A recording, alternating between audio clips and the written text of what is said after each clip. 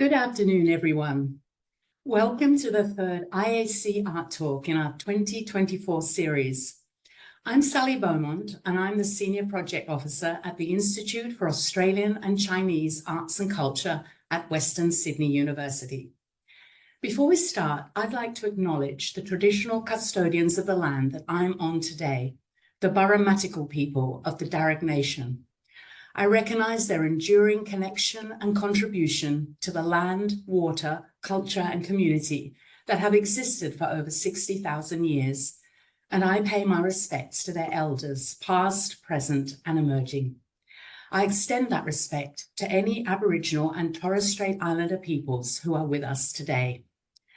Our topic today is life's journey in art and architecture. In our Art Talk series, we've welcomed a wide variety of excellent speakers who have addressed many different subjects, but we have not yet touched upon architecture. We're thrilled today to have Simon Chan AM as our guest speaker this afternoon to offer his thoughts and insights and a visual feast of images. Many of you will be very familiar with Simon as the director and founder of Art Atrium, a wonderful art gallery at Botany Bay in Sydney that exhibits contemporary Australian, Asian and Aboriginal art with a special focus on cross-cultural collaboration and expression in art. Simon is also a practicing architect and director of SCA Architects. But above and beyond this, Simon has been a bright light in the community for many years now through his involvement in a broad range of not-for-profit foundations and organisations. He holds so many illustrious positions that I will name only some. He is the chair of Vis Asia Committee of Art Gallery of New South Wales, director on the board of the Australian National Maritime Museum Foundation, director and former chair on the board of Aboriginal Benefits Foundation, council member of the Power Institute Foundation for Art and Visual Culture at the University of Sydney, and board member of Multicultural New South Wales Advisory Board. He's also the president of Chinese Australian Forum, immediate past president of Haymarket Chamber of Commerce, and an advisory management committee member of our very own institute, the Institute for Australian and Chinese Arts and Culture. In 2013, Simon was the recipient of the inaugural New South Wales Premier's Multicultural Award for Arts and Culture, and in 2023 was appointed as a member AM of the Order of Australia for significant service to multiculturalism, to the Indigenous community and to the arts. We're delighted to have Simon deliver this talk today. After he finishes, we'll have time for some questions, so please post anything you'd like to ask him in the Q&A section at the bottom of your screens.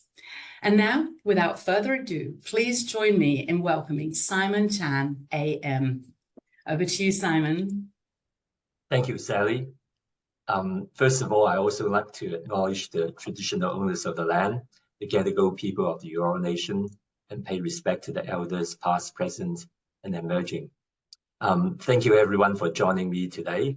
A lot of people have asked me, why do you want to stop working as an architect and start running a gallery? So I thought maybe I should just give a little bit more of a bit of information about that and provide a background to that story. But instead of you looking at me all the time, I thought it'd be good if I can just share the screen, and I have lots of photos to show you so that you don't have to fall asleep while you're listening to me. I'll do the screen sharing now. Sorry, I'm taking a little bit of time just getting used to the technology. Yeah, so I come from Hong Kong. I was born in Hong Kong. My father was actually born in Papua New Guinea. I think my great-grandfather migrated there from China to look for a new life. And so my father was actually born there, but he enjoyed studying. So he went to Hong Kong for his high school, and then he went to Hong Kong University, studied engineering. And then after that, he decided the best way to help China at that time is through education. So he went into China, he started teaching. He was become a professor at Guangxi University, and then after that at Zhejiang University.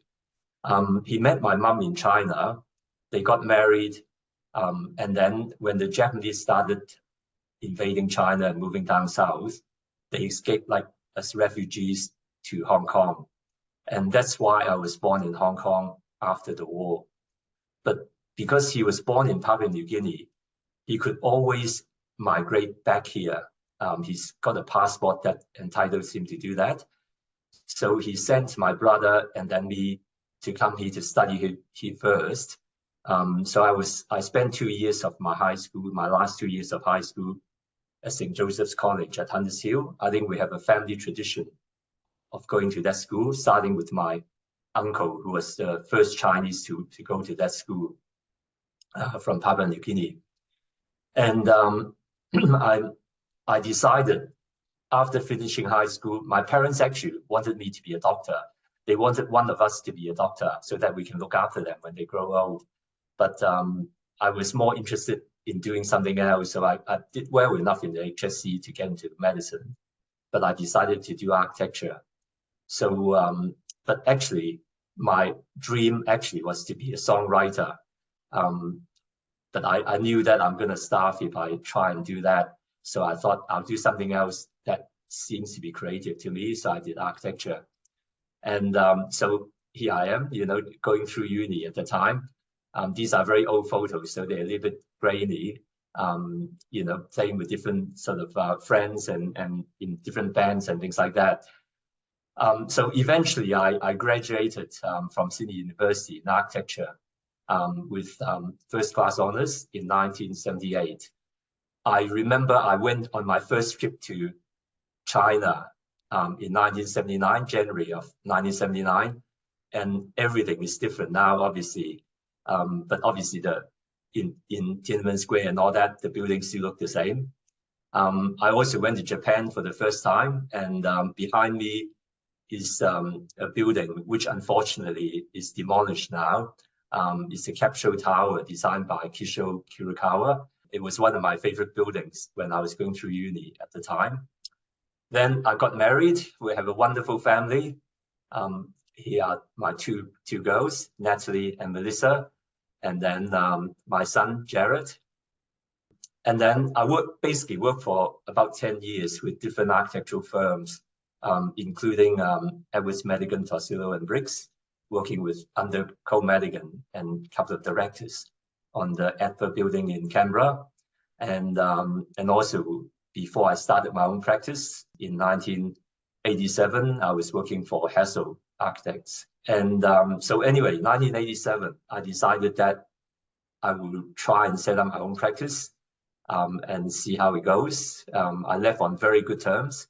At the time, the director of Hassel said to me that if I'm ever not happy with doing what I'm doing, I can always go back. But anyway, I remember I started in 1987, 1st of July, 1987. A few months later in September, the share market crashed.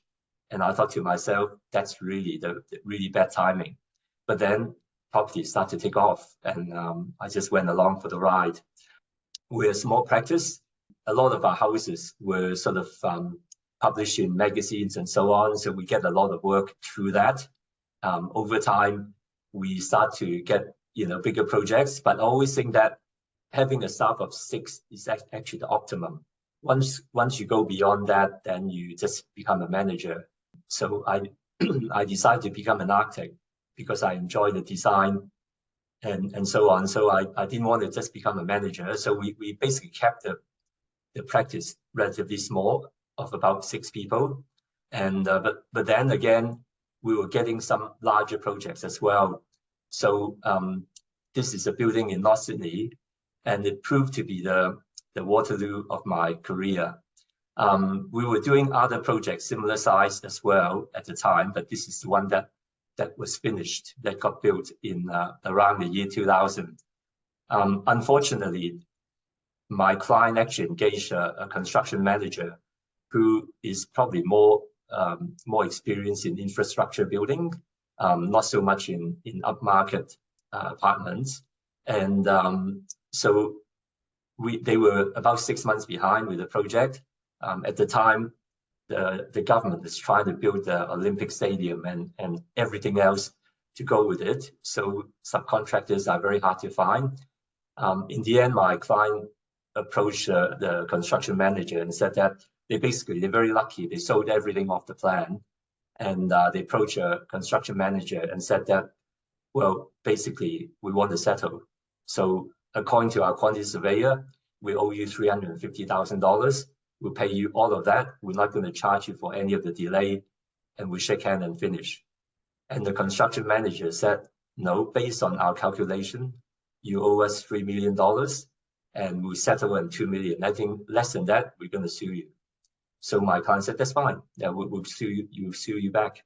And because I was the actual architect, not just in design and documentation, I was also doing contract administration, overseeing the whole project. They obviously have to sue me. So they sue my client and myself for $4.6 million, which is a lot of money today, but you imagine 24 years ago is significantly more. So unfortunately, that year, I always insured my professional indemnity insurance through the Institute of Architects broker. But that year, they insured all the architects with HIH, which went bankrupt. So I didn't have any insurance at all, and I have to defend this case. Basically, I remember everything fell apart in my life. My marriage broke down, and at the same time, I have to deal with this. It went on for quite a while. I remember I still have 3 young children that I have to support and nurture, and at the same time, I think my ex-wife would still need me to help her as well. So anyway, it went on for a whole year, and it went to Supreme Court 3 times. And at the end of that, my solicitor said to me, Simon, they haven't got a case against you, but this will go on for 3 years, and our fees will be 6 figures, and you have to finance it until we have a settlement. And you will win in the end. They will have to pay for all your costs, but you have to finance it for 3 years until we win. They said the other alternative is that we will make them an offer. We can highlight the fact that they haven't got a case against you, they will lose in the end, and they will have to pay for all my costs. So if they want to drop me out of the case, I would pay for my own legal fees, and they would pay for theirs, and then I'll be out of it. I said, go for it, because I don't think I can handle dealing with this for another 3 years. So basically, fortunately, they agree with that, and I got out of it. But at that time, I thought to myself, basically, I should reinvent myself.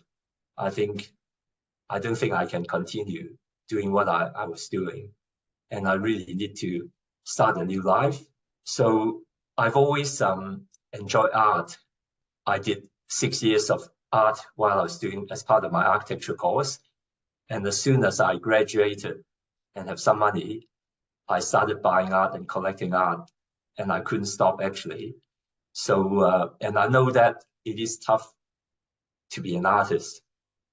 And I was halfway through in 2008, I was halfway through building my architect's office. I decided that I will run an art gallery instead. My 3 children, thankfully, were mostly grown up by then. So I thought that, okay, they're relatively independent already. So I thought I should just do something for myself, do something that I'm passionate about.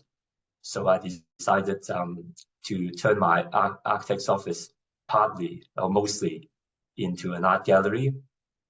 Looking back, it's the best thing I've done for myself.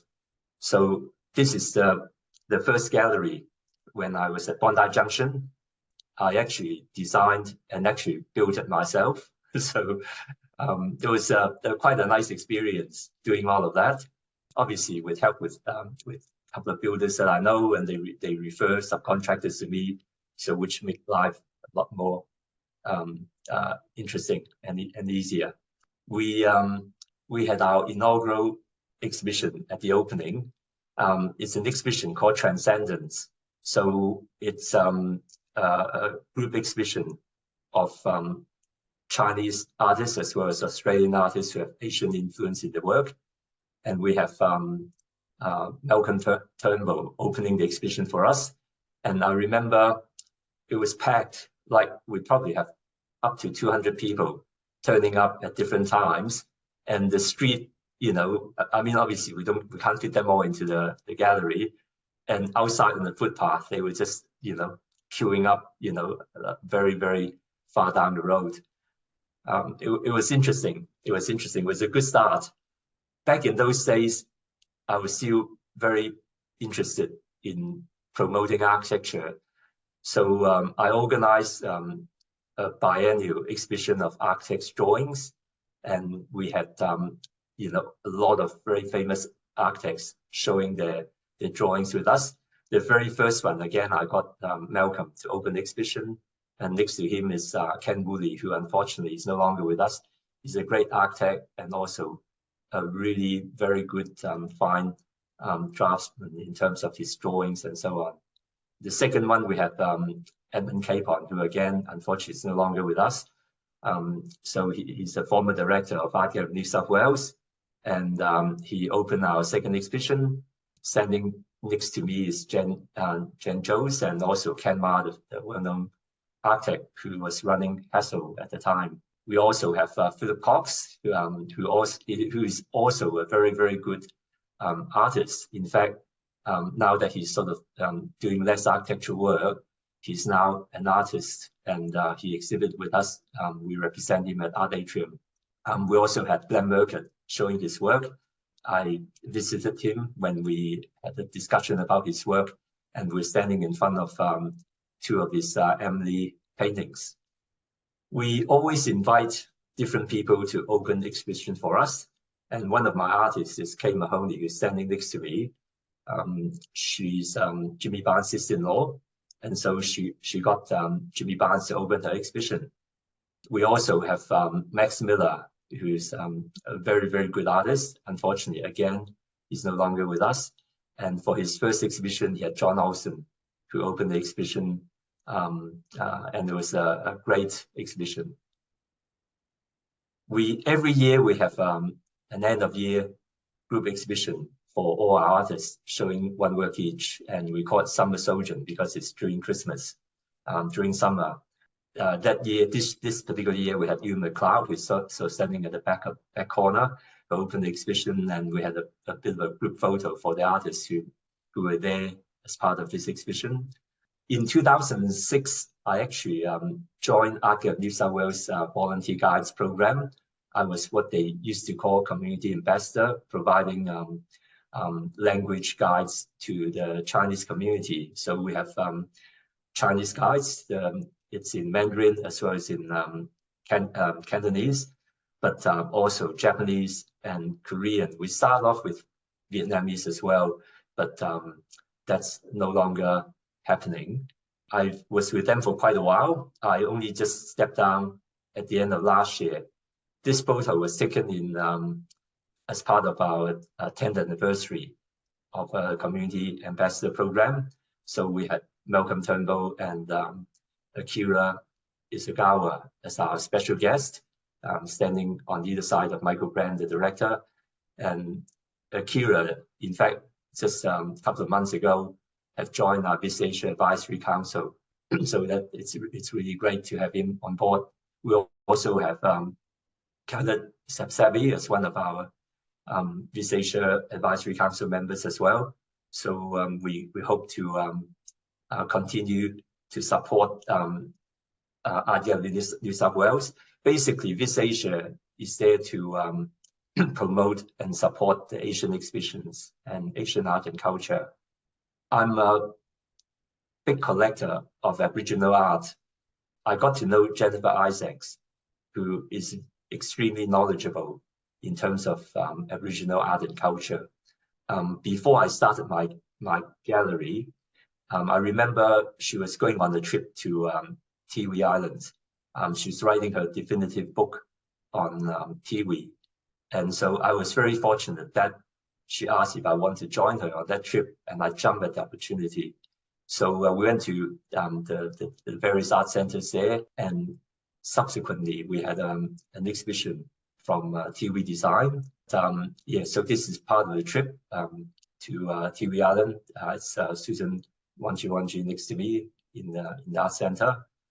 I also went to Meningrida as well, and I was very fortunate to have met John Manjo and his family when I was there.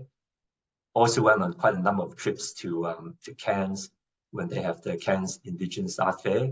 I think Hetty Perkins was organizing curators and collectors group to go there every year, and I went on that tour quite a number of times. And this photo was taken at Yarrabah, one of the art centre in North Queensland. And this is Michelle Yateman, who's a great ceramicist as part of that art centre. Yeah, we sort of, engaged with a lot of different Aboriginal artists. There was Vernon McKee, and I went with Art Game New South Wales, the Regional Benefactors Group, to APY Lands.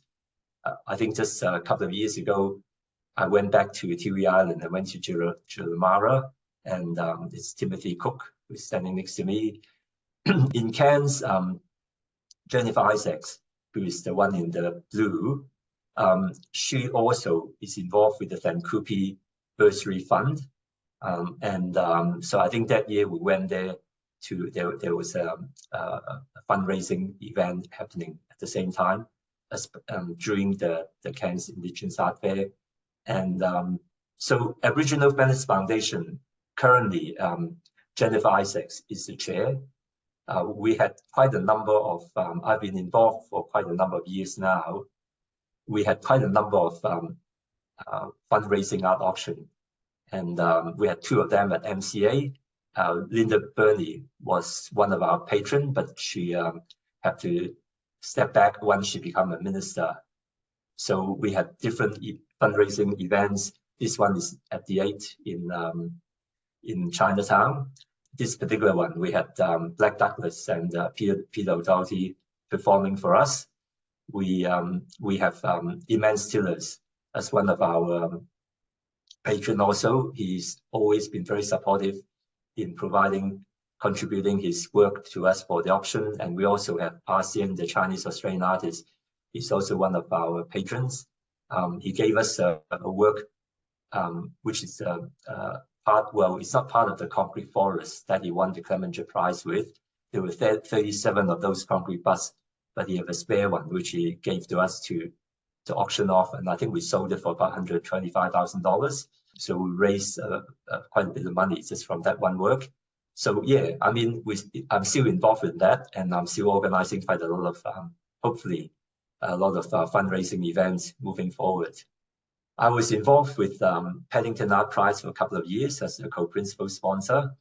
And this particular year, we had Lou Klipak, Barry Pierce, and Jane Waters as the judges. And they selected, it is a landscape art prize, and they selected a work by Tony Costa as the winner. So Tony subsequently have become one of our Art Atrium artists.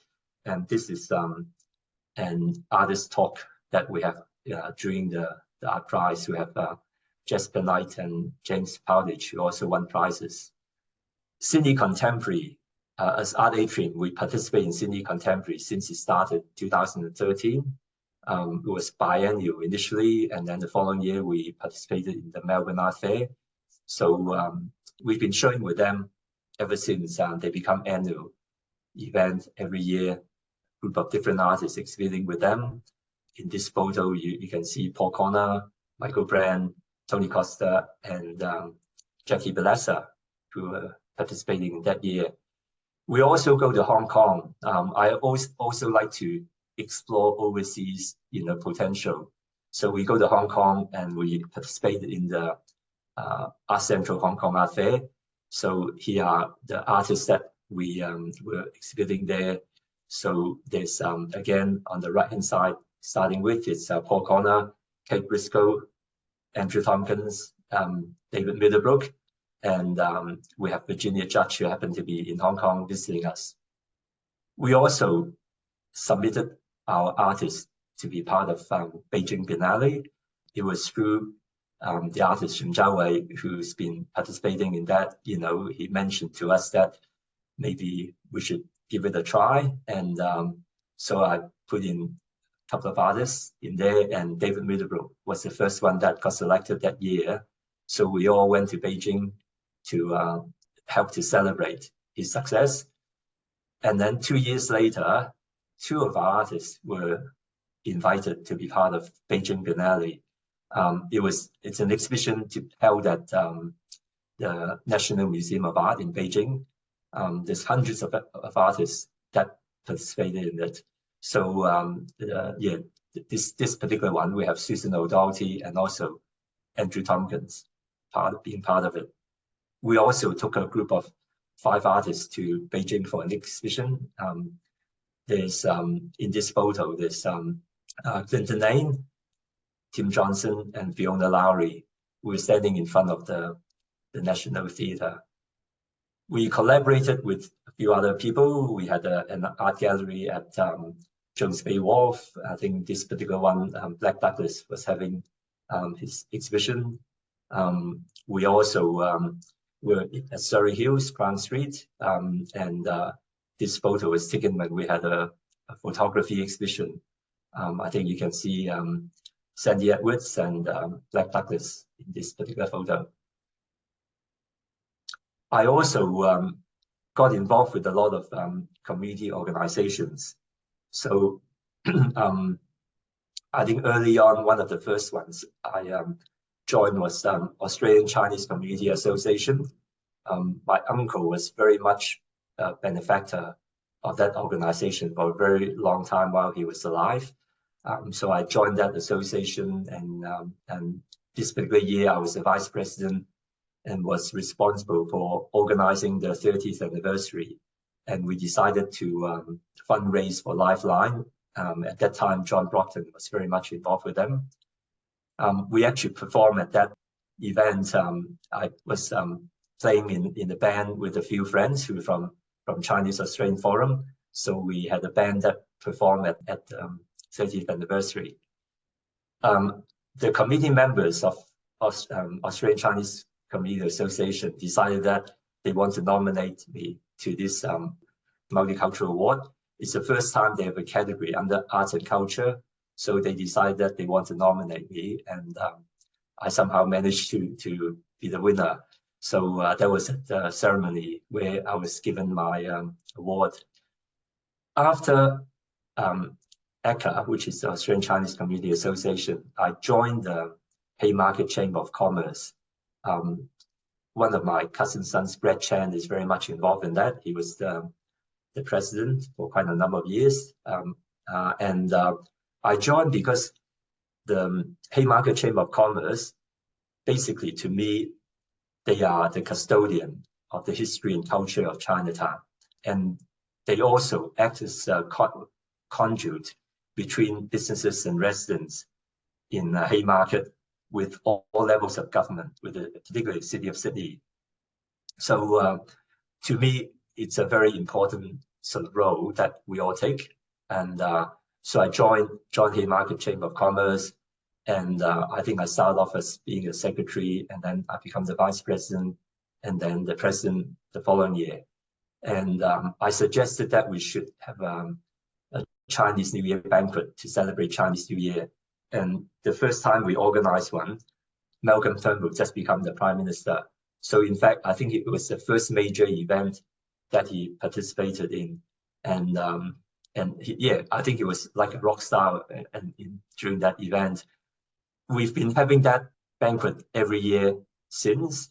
So sitting with me at the table are the people who are always very supportive, who always come to our banquet. So there's Gladys Berejiklian, who was the Premier of New South Wales at the time, the Lord Mayor Clover Moore, and also Victor Dominello, who's very active with the Chinese community. This is the usual Chinese New Year function event. You know, we always have a group photo on stage. And yeah, Tanya Plibersek, she's also a huge supporter. She was coming virtually every year. She was the local member for federal, for the city. Last year, we actually had Prime Minister Anthony Albanese and also the Premier Dominic Perrottet joining us at our banquet. So yeah, so I mean, we Haymarket Chamber of Commerce is a not-for-profit, non-partisan community organization. So we're always very thankful that we get the support both from the community, the businesses, all the stakeholders, as well as all three levels of government. We organize various panel discussions. We work very closely with the City of Sydney, and so this is at the launch of the plaza at Thomas Street, where Lindy Lee had a work installed there. Coming back to the gallery, I think this is 2019. We've been at Bondi Junction for 10 years by then, and all my artists were saying to me, Simon, we want to show a work 2 meters long, 1.5 meters high, and we want to stand back 10 meters to look at it. So we need a bigger space. So when I keep hearing that all the time, I realize that I need to do something, as much as, like the space in Bondi Junction is very cozy, very intimate. We do need a bigger space. So I started looking around, and one of my artists who I introduced before, Kay Mahoney, when she moved back, she actually grew up in Canberra, and she got a arts law degree, but she actually moved to New York for quite a number of years, got married, have children there, and then when she decided to move back to Sydney, she bought the warehouse at Botany from next door to Jimmy Barnes. So she wanted me to move my gallery there. Initially, I wasn't sure, because I wasn't sure if anyone would go to Botany. But then in the end, I thought it's such a great space, and I decided to give it a try. And it's really fantastic. There's plenty of parking on the street, and there's natural light, and people are going there. I find that these days, running a gallery, basically galleries are now destination. We tend to have events to invite people to come. When we were at Surrey Hills, even though we get a lot of foot traffic, majority of people are not interested in art. They just happen to have a few minutes to spare. They come in, have a look, and then they go, and that's it. At Botany, we have 3 weeks exhibition. Each Saturday, we tend to have something on. The first Saturday, we would have an opening. We would have someone opening the exhibition. And then the second Saturday, if people are interested, if the artists are interested, we have a workshop where they teach drawing, painting, or whatever. And then the last Saturday, we have an artist talk. So this is one of our end of year group exhibitions, Summer Sojourn, when we asked Jimmy Barnes to come next door to open the exhibition. Again, we have our group photo of our artists, but as you can see, we're representing quite a number of artists by now. And yeah, I mean, I call them my family of artists. They are really my family. We are not just sort of like selling the work. We like to engage with all of them. I like to, every time we represent an artist, I like to talk to them about what their vision is in art, because artists don't do art because they think they can make money from it. It's in their blood. They can't help it. They want to be artists, even though that they know that financially it's not going to be easy. So I thought if I can just help them along somehow, some way, obviously there's a limit to what you can do. And that's what I get most satisfaction from. So this is one of our artists' talk as well. This one is for Max Miller. It's virtually like a mini retrospective of his work. He was still around at the time. Unfortunately, he wasn't well enough even to come to the exhibition. And but again, he's no longer with us. And we have artist talk. We invite different people to participate. In this case, we have Susan O'Doherty and Craig Foster having a conversation. We have workshops, as I mentioned before. So in this one, we have Patrick Shervington giving a bit of a talk about his art practice, and also let everyone have a go in learning how to draw. In 2017, one of my artists, Tony Costa, said to me, "Simon, I want to paint you for the Archibald." And I said to him, "You have absolutely no chance of winning if you paint me." So, but he insisted, so he did it, and it got selected as a finalist. And then the following year, I said to him, "Tony, we should do another Chinese." So I suggested maybe we should do Claudia Chen Shaw, who is also one of our artists. And again, Tony got selected as a finalist. So the following year, I said to him, "Let's make it the trifecta. You need to paint another Chinese subject."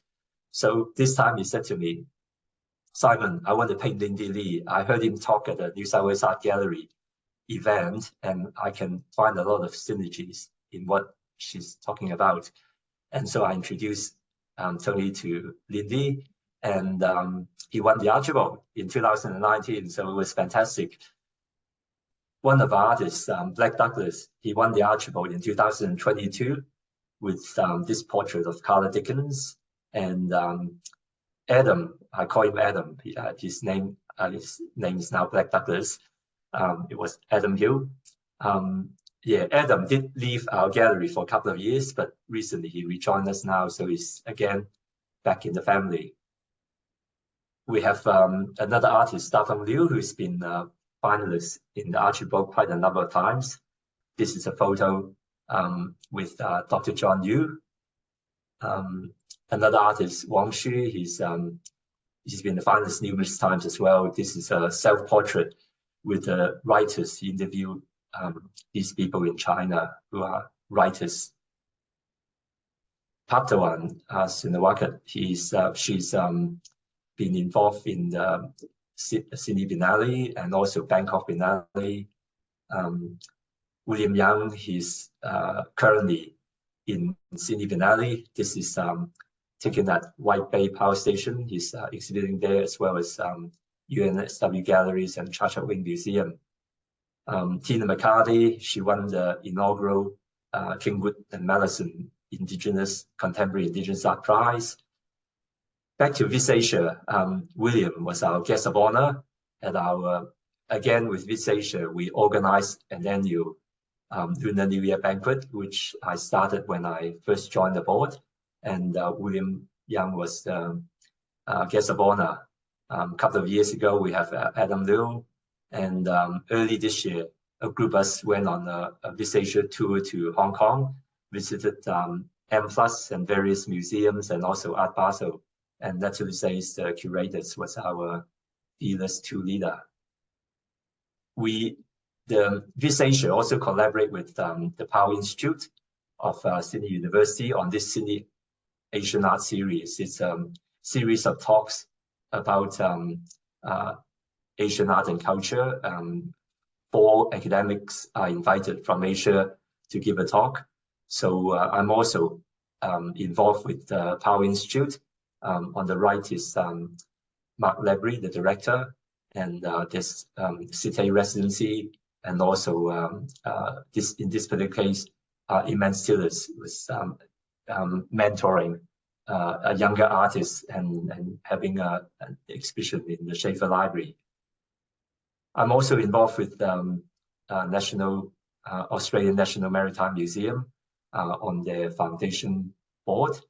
They have a welcome wall where, you know, migrants are encouraged to have their name engraved on that wall, and they have a bit of a celebration on that. And you know, working with the new director, well, she's not that new anymore, she's been there for a while, but relatively new, Daryl Carr, and she's got huge plans for the museum. So it's not just on the maritime history, but also on the migration story as well. Also involved with the Chinese Garden of Friendship at Darling Harbour. At one stage when Darling Harbour was being demolished for all the new buildings, I was a bit concerned that they might do the same to the Chinese Garden. And so I approached Victor Dominello, who was the minister at the time, to suggest to him that maybe just in case, he said, no, that won't happen, you know, but just in case they decide to demolish it, maybe we need to heritage list it so that it's a little bit harder. So he agreed that and decided to advertise for a new advisory committee group. We have a really good committee. On the extreme right is Oi Chung. She's a landscape architect. Next to me on the other side is Karen Su. She's was active with me at Haymarket Chamber, and she's very good at marketing. And on the other end is Julian Siu. He's a heritage consultant. So we have a very good committee that help to engage the public with the Chinese garden, but also help Chinese garden to maintain its heritage and culture. I think this photo was taken early this year. Adobe wanted to do a Lunar New Year event, engaging with young Asian creatives. So I'm the odd person out there. I'm the old one. Of course, we have the Western Sydney University Institute for Australian and Chinese Arts and Culture. I was invited by Professor Jin Han to join the management committee, and they do fantastic things with the help of Sally and Yanni. They have lots of exhibitions where they focus on basically Chinese artists. This one is with William Young. They had one with Pamela C. And I'm also involved, not anymore, I stepped down at the end of last year because I've been with them for a number of years, but also at that time I was involved with CARP, Contemporary Asian Australian Performance. It used to be Performance 4A versus the Gallery 4A. And they basically support Asian Australian performers. So this one is when I think there was a play, which not a play, a presentation by Jane Hutchins on her family history. My son went to Sydney Boys High. I was active there for 2 years as the president of the PNC.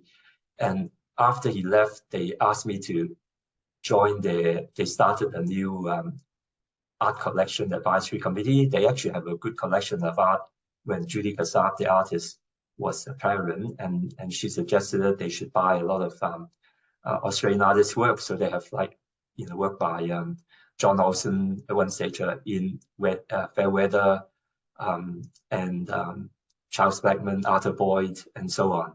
So they want to have a collection of the next generation of artists. So they started this, and John Pilger was a former old boy, and so he came to the launch. Unfortunately, John also is no longer with us.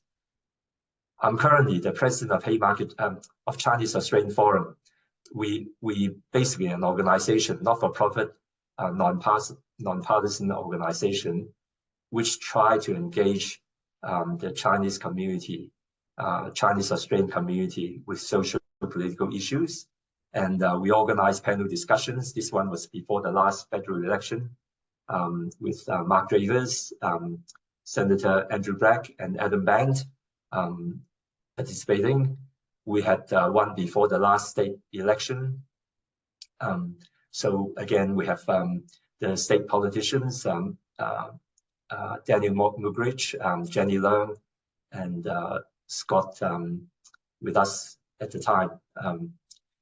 We were, I think at the time, when the Voice referendum was around, we decided we were one of the first organizations to have a panel discussion on the Voice back in May. And we invited speakers, Christine Evans, Dr. Christine Evans from Sydney Uni, Dr. Shireen Morris from Macquarie University, and Dr. Leah Liu Sheres from UTS. We also invited Warren Mundine to give both sides of the story, but unfortunately Warren had to go to the funeral that day. So after the talk, Chinese Australian Forum decided that we will officially support the Voice. So we collaborated with Kylie Tink, member for North Sydney. So we had a panel discussion as well, where we involve artists to show their artwork also.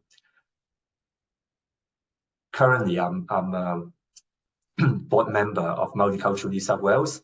I've been a board member for 6 years now. And once a year, they organize a Harmony Day dinner with the premier, where they present the multicultural awards.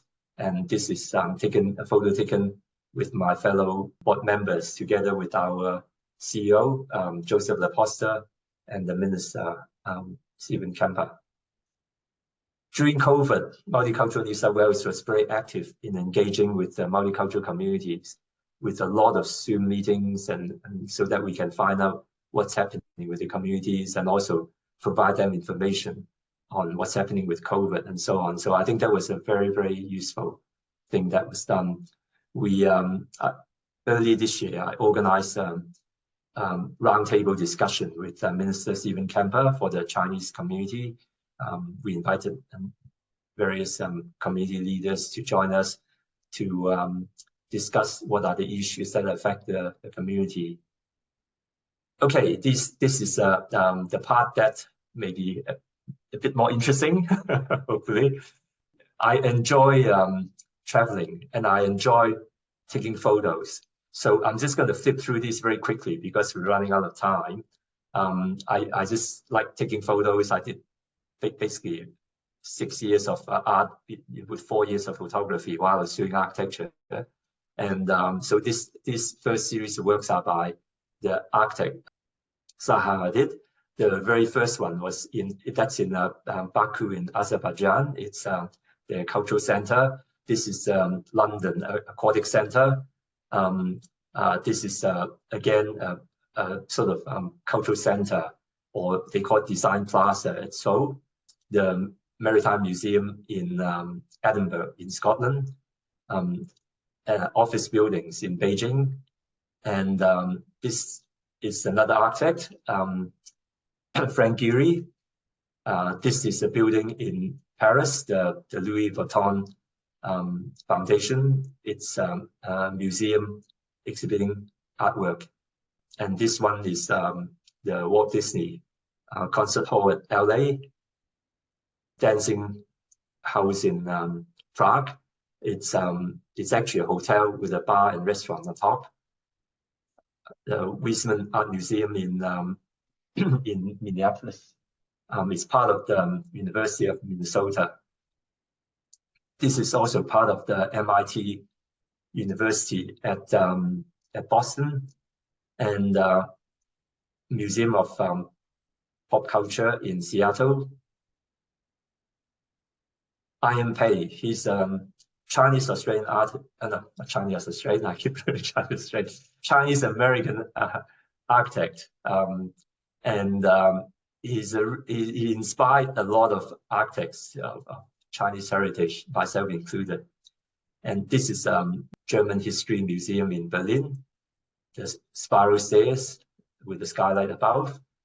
Of course, the Louvre in Paris, he did the extension with the pyramid outside, and this is another spiral stairs he did.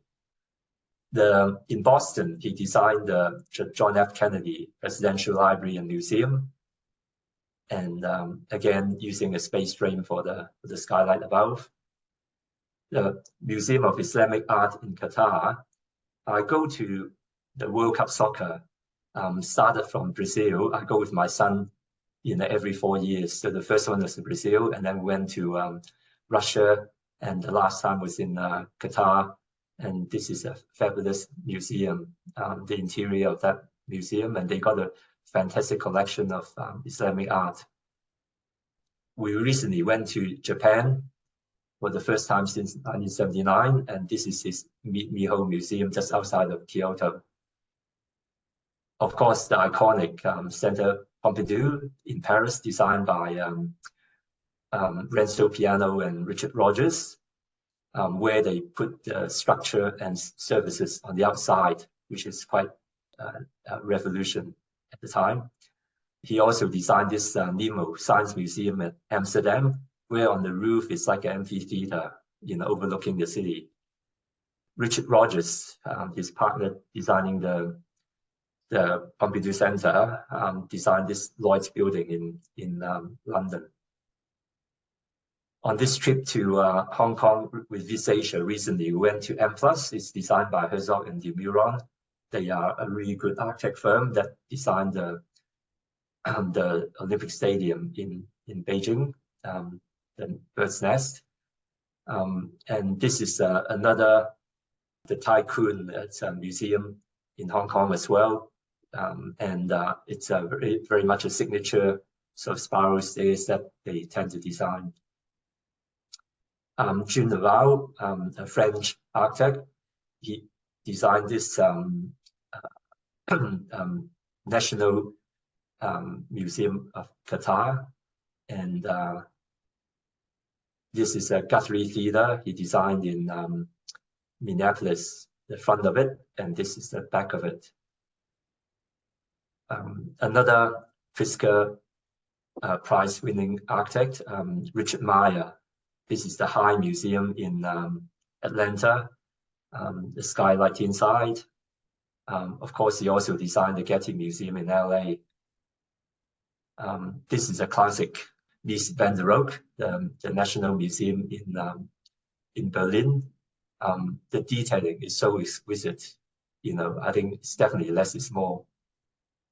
The first time I went to Brazil is when, well, one and only time is when we went to watch a World Cup soccer, and I always wanted to see some of Oscar Niemeyer's building, and this is the Contemporary Art Museum just outside of Rio on an island, and it looks like a flying saucer just landed on the edge of the cliff. This is another one of his building, and I mean, I love music, so when I was in London, I had to go to the Royal Albert Hall, and we didn't get to see a concert, but there was a rehearsal there at that time. Yeah, on this recent trip to Japan, we went to Naoshima as well, and Tadao Endo designed a lot of the buildings there. This one is the Valley Gallery, where Yo-Yo Kusuma have designed, well, have provided installation in that gallery. This is the Chuchu Museum. It's mostly underground, but they have various courtyards where you can come out where it's open to the sky. This is another Tadao Endo designed Hyogo Prefecture Museum of Art. It's actually outside of Osaka. When I was in Osaka, I was looking for museums that he designed to go to, and then I found this, although I thought to myself that I won't go outside of Osaka. And then I found this, which is 1 hour by public transport. So I thought, okay, that's close enough. I just went there in the afternoon, took lots of photos, and then I realized I was in Kobe. So yeah. Most places that I went to Japan have all changed, but some things remain pretty much the same. In Nara, we went to the deer park, and I have a photo taken back in 1917, you know, feeding the deer as well. So it's a bit of a contrast, old and new, young and old, sorry. Back to Sydney. I love swimming. So this is the Harry Seidler Ian Thorpe Aquatic Centre at Ultimo. I think it's quite a nice building, and I enjoy swimming there. I think I showed you photos of my children before. This is where we are now. They came with me when I went to the government house to receive my AM medal. And on my left is Melissa, my second daughter, and the other side is Jared, and Jared's with his wife, Natasha, and Melissa with her partner, Ryan. My older daughter, Natalie, has been in New York for the last 13 years. So I don't think she'll be coming back too soon. This is with her husband, Sam. I've got my 2 grandchildren there, Charlotte and Tom. This photo was taken a year ago, so they're a little bit more grown up now. So that's basically it. What I just like to say as final comments is that I think we all go through different difficult periods in our lives. But I like to just leave this comment that I know probably some of you could be, you know, having difficulties in your life, but you need to look beyond what's happening now. I think there is still life beyond, and you just need to somehow manage to find it. It will be there, I assure you. So maybe you just have to search, and it will be there. But I also like to say that despite what's happening with a lot of issues and challenges with social cohesion, with the war in Gaza, I like to say that Australia is still the best multicultural country in the world. We just gotta, I mean, while we can be passionate about what we believe in, at the same time, we got to keep in mind that we are all Australians. You know, we all live in the same country. It's, as much as we are passionate about something, political issues happening overseas, there is limited extent to what we can do. We should keep in mind that we are all here. We should keep our priority as Australians and basically try and have a socially cohesive society. So thanks very much.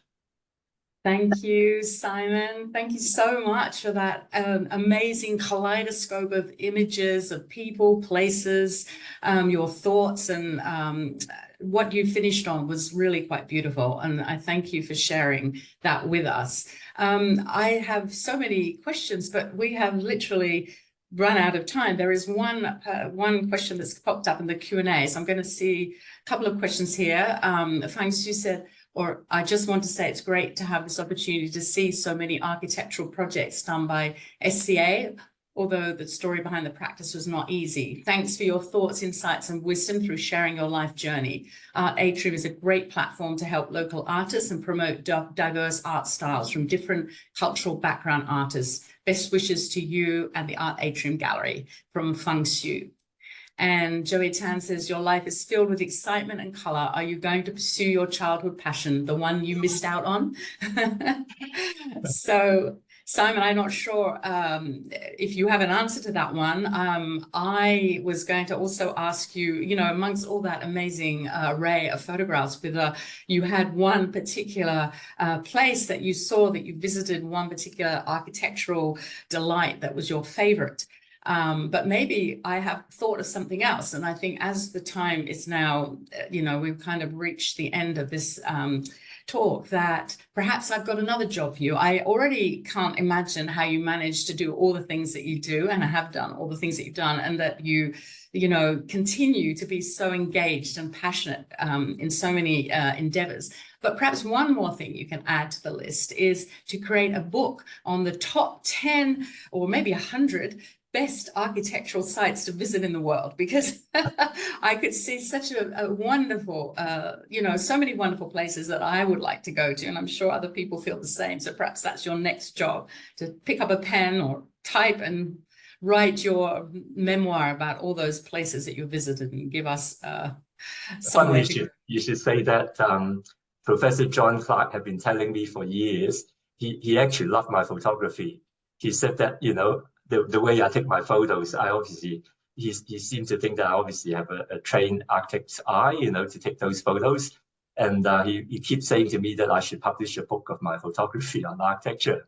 But I think you still haven't got should. time to do it. Yeah. I think that's actually right. So quickly, to answer Joey Tan, the one you missed out on, is there one last childhood passion, the one you missed out on, that you are going to pursue? I've been actually pursuing it on and off. So actually, when my son was growing up and he started to play the guitar, he actually encouraged me to write songs again. And I actually started doing that for a while during that period. I submitted to a lot of song competitions. I won quite a lot of them, actually, including the Billboard magazine, and then this unsigned Canadian artist, you know, songwriting competition, and also local Australian ones as well. And I collaborated with a good friend of mine who was a very good singer, and he wanted to sing my song. So we actually were at one stage performing at Coogee Bay Hotel and various places. And then we recorded quite a few of these songs, but then we both got very busy and got sidetracked, and so we stopped doing it. But right now I have a mission. John Clearly, who's the secretary of Chinese Australian Forum, but he's also very much involved in performing arts. He actually suggested that maybe we should write a song together which could be the anthem for multiculturalism.